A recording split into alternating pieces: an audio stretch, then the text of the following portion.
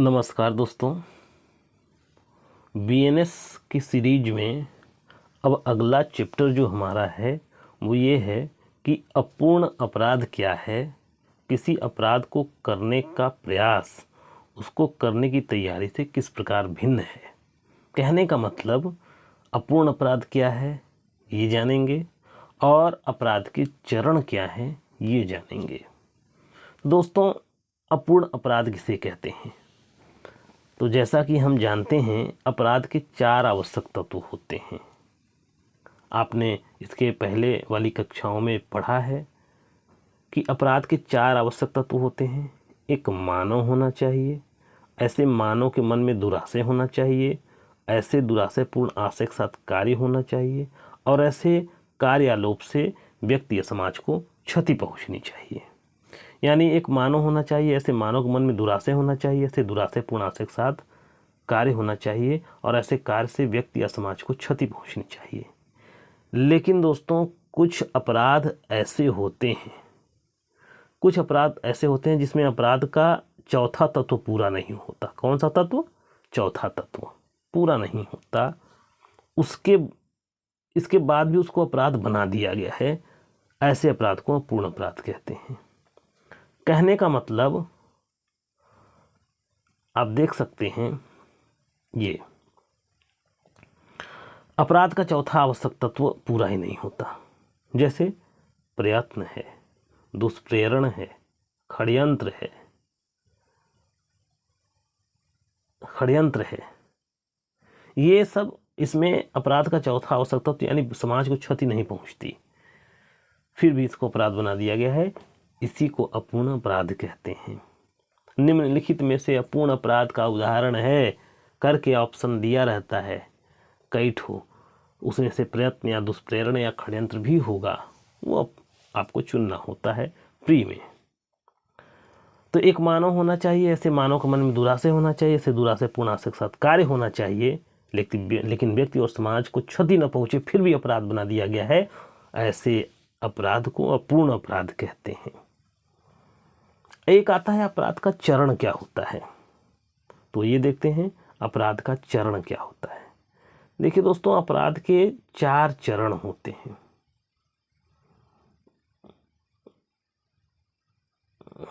एक मिनट, अभी मैं यूजर फ्रेंडली नहीं हूँ दोस्तों, लेकिन धीरे धीरे मैं हो जाऊँगा तो और मज़ा आएगा। अभी थोड़ा हमको परेशानी हो रही है ऑनलाइन पढ़ाने में, लेकिन धीरे धीरे मैं इसको कर लूँगा, मुझे ये विश्वास है।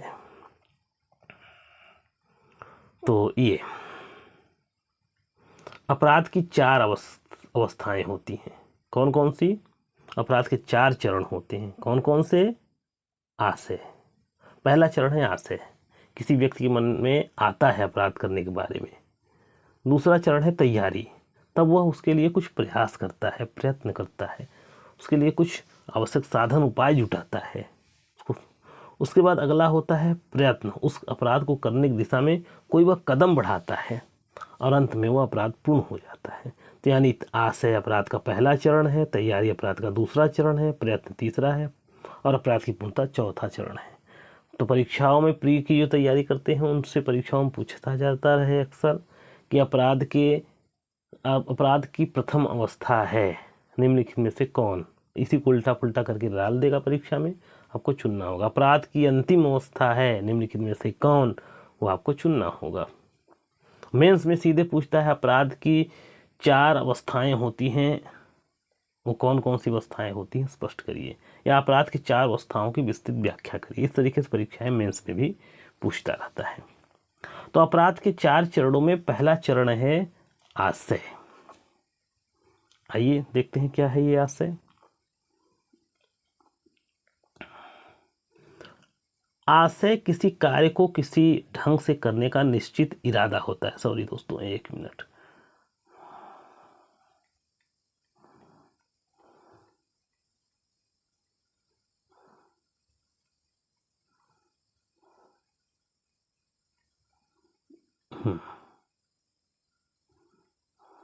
जी, आशय किसी कार्य को किसी निश्चित ढंग से करने का निश्चित इरादा होता है।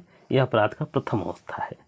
जब तक मनुष्य का आशय उसी तक सीमित होता है तब तक आपराधिक दायित्व उत्पन्न नहीं होता, लेकिन जैसे ही वह अपने आशय को शब्दों या आचरण के द्वारा प्रकट कर देता है आपराधिक दायित्व उत्पन्न हो जाता है।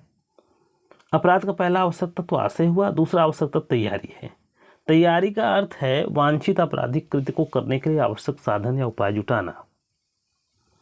आशय और तैयारी अपराध की रचना के लिए तो आवश्यक जरूरी है, लेकिन यह दंड के निर्धारण के लिए अकेले जरूरी नहीं है। यानी आशय हो और तैयारी भी हो, लेकिन ये अपराध के लिए जरूरी है, लेकिन इसी आधार पर केवल किसी को दंडित नहीं किया जा सकता। कुछ अपवादिक परिस्थितियों को छोड़कर जो मैंने देखा था, आप लोगों ने देखा था कि कुछ अपवाद हैं जो तैयारी स्तर पर दंडनीय बना दिए गए। डकैती डालने की तैयारी करना, डकैती डालने के लिए इकट्ठा होना, ये सब तैयारी स्तर पर दंडनीय है, वो अपवाद है। लेकिन ज़्यादातर मामलों में आशय और तैयारी को अपराध नहीं माना जाता। इस पर एक अच्छा केस, पुराना केस रहा है। उस केस का नाम है R versus Ramakka. R versus Ramakka case में क्या हुआ था? इस मामले में आत्महत्या के लिए कुएं के पास जा रही महिला को रोक लिया गया। न्यायालय ने महिला को आत्महत्या के प्रयत्न के लिए दोषी नहीं ठहराया, क्योंकि वह कुएं के पास जाकर भी अपना इरादा बदल सकती थी। चूंकि तैयारी आपराधिक कृत्य नहीं है, अतः दंडनीय होने का प्रश्न ही नहीं उत्पन्न होता। ये कुछ यहाँ रखना चाहिए हम, ये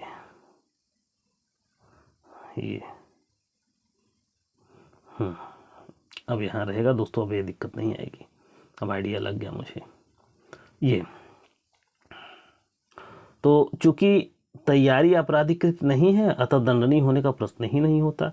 फिर भी भारतीय न्याय संहिता में कुछ कार्यों को तैयारी स्तर पर ही सुरक्षात्मक लहजे से, यानी दंड से अच्छा परहेज की नीति के चलते ऐसा कर दिया गया है कि किसी अपराध को तैयारी है वो, लेकिन वो प्राथमिक स्तर पर ही दंडनीय बना दिया गया है। जैसे भारत सरकार के विरुद्ध युद्ध करने के आशय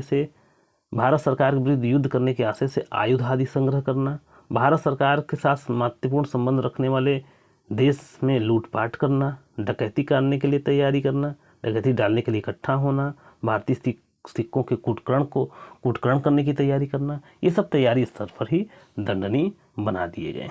इसके लिए अगला है प्रयत्न। तो आपने देखा आशय होना चाहिए, उसकी तैयारी होना चाहिए, और अब प्रयत्न अपराध करने की दिशा में उठाया गया प्रभावी कदम है, जो कुछ कारणों से अपने उद्देश्य को प्राप्त करने में असफल हो जाता है। कोई कार्य तैयारी करने के चरण में है अथवा प्रयत्न करने के चरण में है, इसको स्पष्टीकरण एक रामभरन का मामला है और एक अभयानंद मिश्र का मामला है। रामभरन का मामला कहता है कि अपराध का कार्य तैयारी की अवस्था में समझा जाएगा जब अपराधी के द्वारा जितना कार्य किया गया है उसके आगे कुछ भी न करे तो अपराध न हो, तो वह तैयारी अवस्था में है, और जितना कार्य किया उससे कुछ भी आगे कर दे तो अपराध है, वो प्रयत्न है। अभयानंद मिश्रा के बाद में कोर्ट ने कहा कि ये अभयानंद मिश्रा के बाद में यह भी निर्धारित किया गया कि तैयारी पूरी होने के बाद प्रयत्न आरंभ होता है एवं किसी कृत्य का किया जाना अपराध के निमित्त आवश्यक कदम होता है। तो अगला है अपराध के आवश्यक चरण में आशय, तैयारी, प्रयत्न और अपराध की पूर्णता। और जब आशय, तैयारी, प्रयत्न पूर्ण कर दिया जाए, व्यक्ति और समाज को क्षति पहुंच जाए, अपराध पूर्ण हो जाए, तो यह अपराध का चौथा चरण होता है। तो आपने देखा दोस्तों, अपराध के 4 चरण होते हैं: आशय, तैयारी, प्रयत्न और अपराध की पूर्णता। अब अगले चैप्टर में हम आगे देखेंगे।